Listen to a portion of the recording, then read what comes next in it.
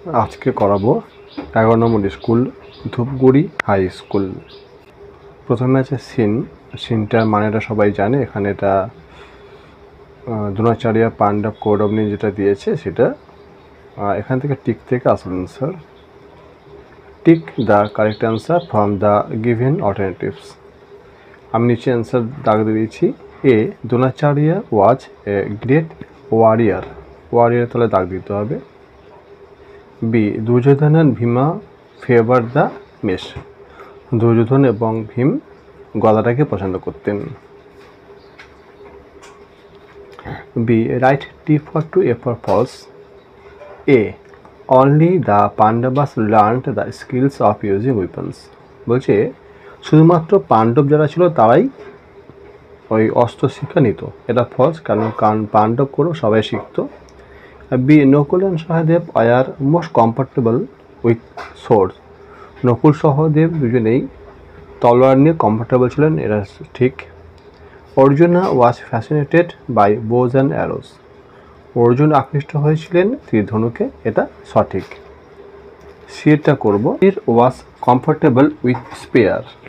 এটা সুনিশ্চিত পূরণ করতে বলেছে। স্পেয়ার মানে বল্লম বা বর্ষা। যুধিষ্ঠির বর্ষা নিয়ে কমফর্টেবল ছিলেন। B, Dronacharya learned the secret of using weapons from Parashuram. Unseen. Read the following passage and answer the given questions. আনসিনটা মানেটা আবার বলে দিই আগে। Mohandas Karamchand Gandhi was born at Porbandar in Gujarat on October 2nd, 1869। Mohandas Karamchand Gandhi, যেটা ছিল গান্ধীর পুরো নাম, তিনি জন্মেছিলেন গুজরাটের পোরবন্দরে 1869 সালে 2 October. Karamchand Gandhi was his father and Putlibai was his mother. তার বাবার নাম ছিল করমচাঁদ গান্ধী এবং মায়ের নাম ছিল Putlibai. He was not a brilliant boy at school. তিনি স্কুলে কোনো ব্রিলিয়ান্ট ছাত্র ছিলেন না। But he was an example of truthfulness, hard work and patriotism. কিন্তু তিনি ছিলেন একজন জলজ্যান্ত উদাহরণ সত্যবাদিতা, পরিশ্রম এবং স্বদেশপ্রেমের ক্ষেত্রে। He was very simple in his dress and manners. তার পোশাক পরিচ্ছদ, আচার ব্যবহার ছিল খুব সাধারণ। ইন কোর্স অফ টাইম, সময়ের সাথে সাথে, he became the greatest leader of India. তিনি ভারতের মহানতম একজন নেতা হয়ে যান। And led India to freedom, ভারতকে স্বাধীনতার পথে এগিয়ে নিয়ে যান।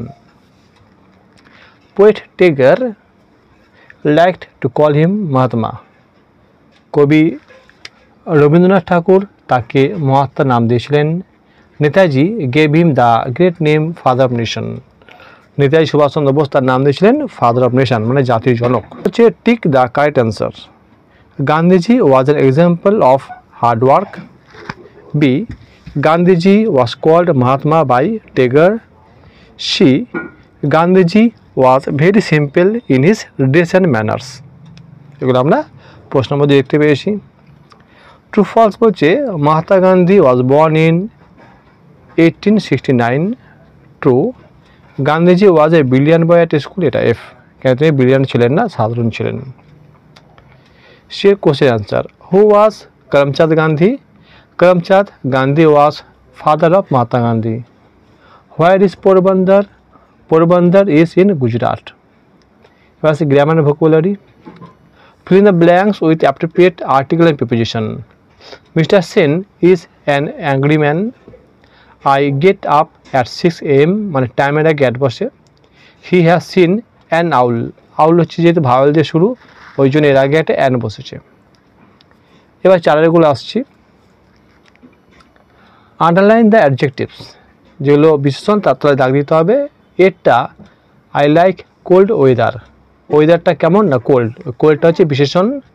সি ইজ ভেরি সিম্পল, সে কেমন, সে হচ্ছে খুব সাধারণ, তাহলে এটা একটা অ্যাডজেক্টিভ বা বিশেষণ। পাঁচে বলছে fill in the blanks with correct form of verbs. সঠিক ফর্ম বসাতে হবে। দে টুক টি ইয়েস্টারডে, তারা গতকাল চা পান করেছিল, পাস্ট টেন্স দেওয়া হয়েছে। আই প্লে ফুটবল এভরিডে, আমি রোজ ফুটবল খেলি, এটা present. He will come tomorrow, সে আগামীকাল আসবে, এটা ফিউচার টেন্স রয়েছে। বলেছে complete the following story with the help of the words given in the list below. এখানে শূন্যস্থান দিয়েছে, বসিয়ে বসিয়ে পুরোটা কমপ্লিট করতে হবে। একটা গল্প আছে, আমি সব বসিয়ে দিয়েছি। A man had a goose, it laid golden egg every day. He sold the eggs in the market and became rich. মায়াটা বলে দিচ্ছি, একটা মানুষের রাজহাঁস ছিল, সে রোজ একটা করে সোনার ডিম দিত। সে লোকটা সোনার ডিম বাজারে বিক্রি করে বড়লোক হয়ে গেছিলো। He wanted all the eggs at a time. সে চাইছিল কি সমস্ত ডিমগুলোকে একসাথে। হি কাট দ্য গুজেস বেলি। কী করলো? হাঁসটার পেটে কেটে দিল। He found nothing. সে কিছুই পেল না। And became sad. এবং দুঃখী হয়ে গেল। 7 write 4 sentences on what do you want to be in future. তুমি ভবিষ্যতে কী হতে চাও? অ্যান্সারটা হচ্ছে I want to be a teacher. আমি টিচার হতে চাই। A teacher is responsible to make the nation. Teacher জাতির দেশ তৈরি গঠনের ক্ষেত্রে খুব গুরুত্বপূর্ণ দায়িত্ব নেন। He is respected by all. তিনি সবার দ্বারা সম্মানিত হন। I like to help the poor students as a teacher. আমি টিচার হিসাবে একজন গরিব যে ছাত্রছাত্রী আছে তাদের সাহায্য করতে চাই। লাস্ট ওয়ান 8টা complete the biography with the help of the words given list below.